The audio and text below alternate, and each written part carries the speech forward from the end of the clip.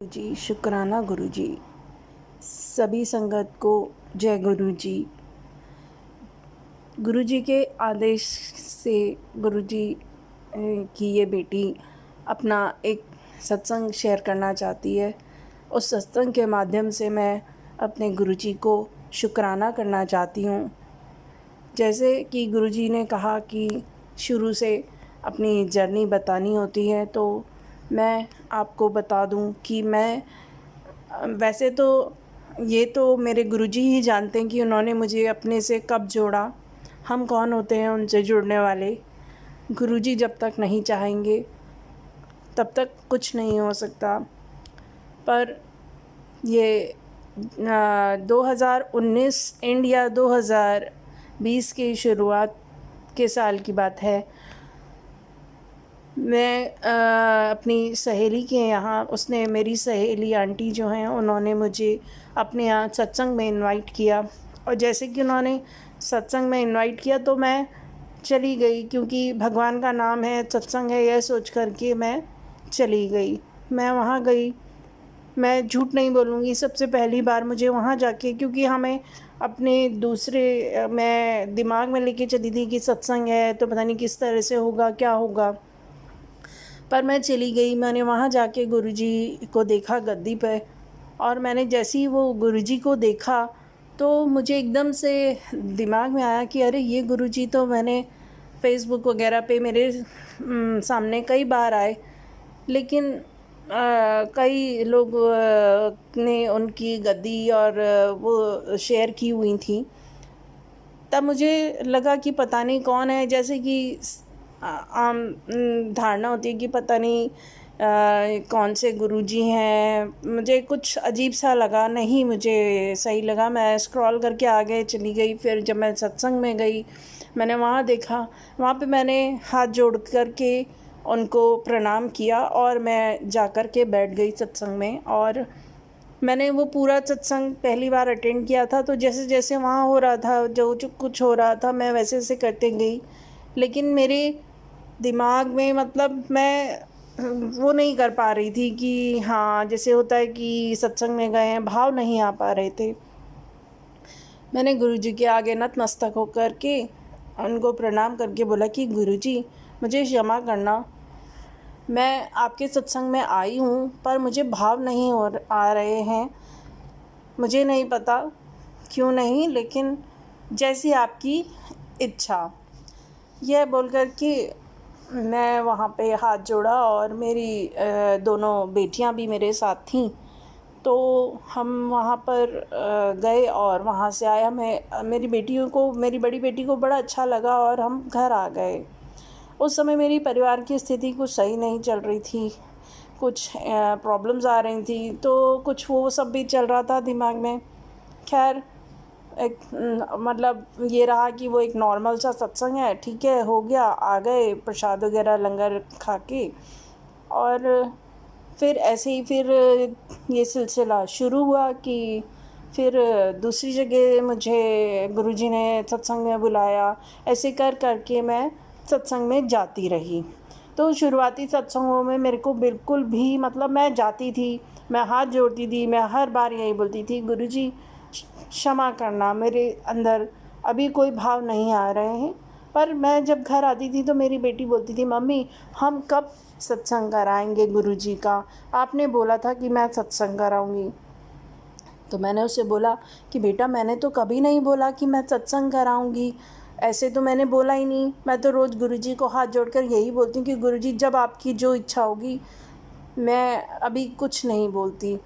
तो ऐसे ही, लेकिन वो मुझे थोड़े थोड़े समय में, जब भी हम सत्संग में जाते या जब भी कुछ होता, तो वो मुझे हमेशा बोलती कि मम्मी आपने बोला था कि हम सत्संग कराएंगे।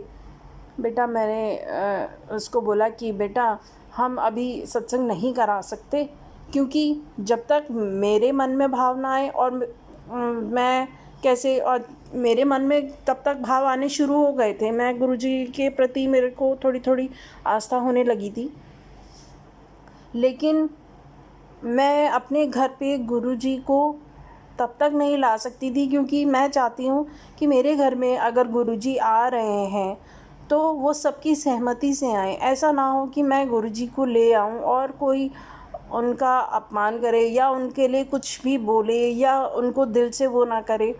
तो इसलिए मैंने गुरुजी के हाथ जोड़ कर के यही बोलती, गुरुजी जैसी आपकी इच्छा होगी, जब आप चाहोगे।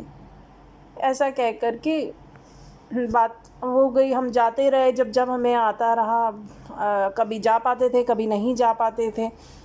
एक दिन मेरी सहेली आंटी ने मुझसे कहा कि गुरुजी के कैलेंडर हैं, अगर आप लेना चाहो तो मैंने उसको बोला कि मुझे कैलेंडर तो बहुत बड़ा होगा, मुझे बड़ा नहीं, हो सके तो मुझे पॉकेट स्वरूप कहीं से दिलवा दो, क्योंकि मैं बड़ा कैलेंडर मैं पॉकेट स्वरूप तो अपने पास रख लूँगी, लेकिन कैलेंडर को मुझे कहीं ऐसी जगह लगाना पड़ेगा और मेरे घर में अभी जब तक सब अपने इच्छा से वो ना हो जाएं तो मैं नहीं कर पाऊँगी।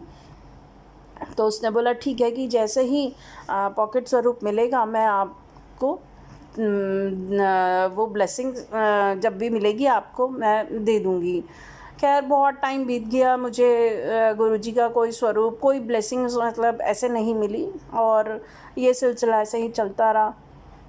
एक दिन मैं दूसरी अपनी सहेली आंटी के यहाँ गई, वो भी गुरुजी की संगत हैं।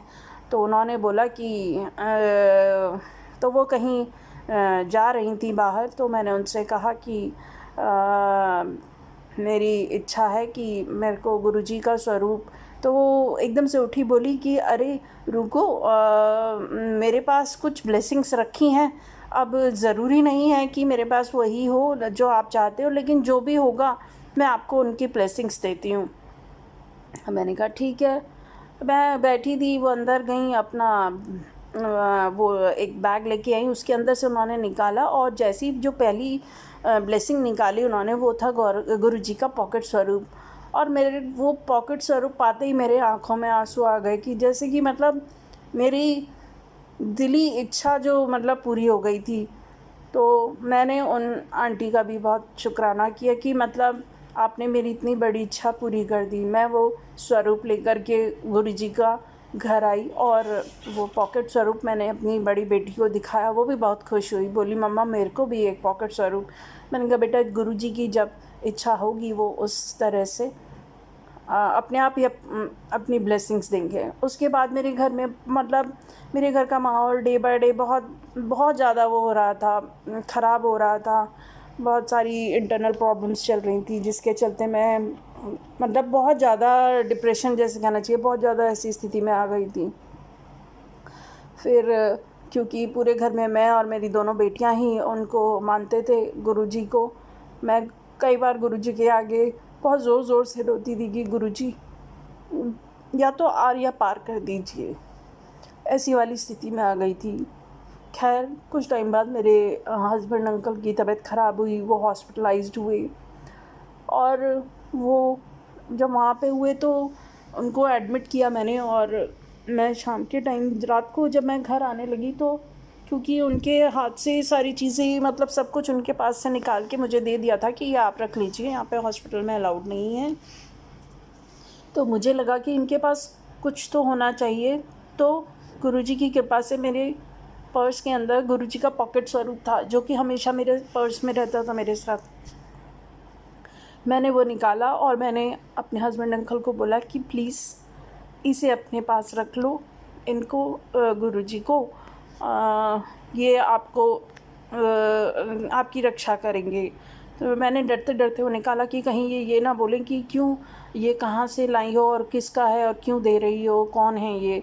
तो ऐसे सवाल मेरे दिमाग में चल रहे थे, लेकिन फिर भी मैंने हिम्मत करके उनको वो दे दिया और हाथ जोड़ करके उनसे बोला कि इन्हें अपने पास पर गुरुजी की कृपा देखो कि जैसे ही मैंने उनके हाथ में वो गुरुजी दिए, उन्होंने वो गुरुजी को देखते ही बोला अरे ये गुरुजी तुम्हें कहाँ से मिले, ये तुम कहाँ से ले आई। मैंने उनको बताया कि मैं जब भी सत्संग में जाती हूँ, जो सत्संग हम जाते हैं वो इन्हीं के ही तो होते हैं, हम यहीं जाते हैं। और इतनी बार मेरी सहेली आंटी ने उनको भी इनवाइट किया था, लेकिन वो साफ मना कर देते थे। तो मैंने उनको बोला कि आप जाते ही नहीं थे, हम तो यहीं जाते हैं। तो मैंने कहा क्यों, आपने ऐसे क्यों बोला। बोले अरे इनको तो मैं बहुत पहले से जानता हूँ गुरुजी को, मतलब मैं कभी मिला नहीं, कभी इनकी उसमें गया नहीं हूँ, लेकिन मुझे इनके बारे में पता है, मैंने इनके बारे में बहुत सुना है। मेरे दोस्त अंकल हैं, उन्होंने मुझे बताया था। तो उन्होंने गुरुजी का स्वरूप अपने माथे से लगाया और अपने पास रख लिया, और मैं आपको बता नहीं सकती संगत जी, मेरे को इतनी खुशी हुई कि मतलब मुझे लगा कि बस अब गुरुजी मेरे घर आ गए। उस दिन मेरे को लगा कि अब गुरुजी आ गए। फिर मेरे बस उसके बाद गुरुजी ने ऐसी कृपा करी, मेरे अंकल जी ठीक हुए, वो घर आए, और उसके बाद उन्हें लगा कि मुझे ब्लेसिंग्स लेनी चाहिए गुरुजी की। वो मंदिर तो नहीं जा पाए, किन्हीं कारणों से जाने की सोची भी तो कुछ समय के अभाव में और उससे, लेकिन फिर वो उनको कहीं से ब्लेसिंग्स मिली और वो गुरुजी का स्वरूप लेके आए, उनको फ्रेम व्रेम करके बहुत खुश। और उस दिन से मेरे घर में गुरुजी मेरे मंदिर में विराजमान हो गए, और हम इतने खुश हुए। तो खैर ये हुआ, गुरुजी ने हमें इस तरीके से हमको ब्लेस किया। फिर धीरे धीरे समय बीतता रहा, हालांकि मेरे घर में कुछ कलेश चल ही रहे थे। वो कुछ टाइम के लिए तो शांत हुए, लेकिन वो फिर से बहुत ज़्यादा होने लगा, और ये सब चीज़ें होती रही, और बीच बीच में मेरे हस्बैंड अंकल की तबीयत ख़राब होती रही। तो उसके चलते लेकिन हमने गुरुजी को कभी ऐसे नहीं किया, अरे गुरुजी हमारा कुछ नहीं हो रहा है, या कभी मतलब हम हमेशा गुरुजी के आगे हाथ जोड़ते रहे कि बस गुरुजी आर या पार जो भी करना है आपने करना है, आप देख लीजिए। थोड़ा वक्त ज़रूर लगा संगत जी, लेकिन आज उनकी रहमत, उनकी मेहर मेरे पे इतनी हुई कि मैं क्या बताऊँ। मतलब मेरे जो सबसे बड़ा मेरे घर का क्लेश था, जो मेरे घर की परेशानी थी, वो कहाँ चली गई। मुझे समझ ऐसा लगता है जैसे कभी कुछ था ही नहीं वो सब। गुरुजी ने मुझे इतना ब्लेस किया, शुक्राना गुरुजी, लख लख कोटि कोटि बेअनंत शुक्राना। सदा ऐसे ही मुझ पर, मेरे बच्चों पर, मेरे पति अंकल पर अपनी मेहर, अपनी कृपा बनाए रखना, सदा हमारे अंग संग रहना गुरुजी। मैं आपका शुक्राना, मैं कितना भी आपका शुक्राना कर लूँ वो भी बहुत कम है। जन्मों जन्मों बीत जाएं आपका शुक्राना करते हुए, वो भी कम है। मैं इतना मुझे गुरुजी ने ब्लेस किया है। मैं संगत जी, मेरा सत्संग बहुत बड़ा होता जा रहा है। मेरे पास गुरुजी का शुक्राना करने के लिए बहुत कुछ है, लेकिन क्योंकि टाइम बहुत ज़्यादा मतलब सत्संग बहुत ज़्यादा बड़ा हो रहा है, इसलिए क्षमा चाहूँगी। मैं फिर अपना दूसरा सत्संग जल्द ही शेयर करूँगी। शुक्राना गुरुजी, अनंतम अनंतम शुक्राना गुरुजी। जैसी कृपा मुझ पर, मेरे परिवार पर आपने बनाई, ऐसी कृपा आप सब पर बनाना गुरुजी। अपनी संगत पर अपनी कृपा बनाए रखना। जय गुरुजी, शुक्राना गुरुजी। ओम नमः शिवाय, शिवजी सदा सहाय। ओम नमः शिवाय, गुरुजी सदा सहाय। जय गुरुजी।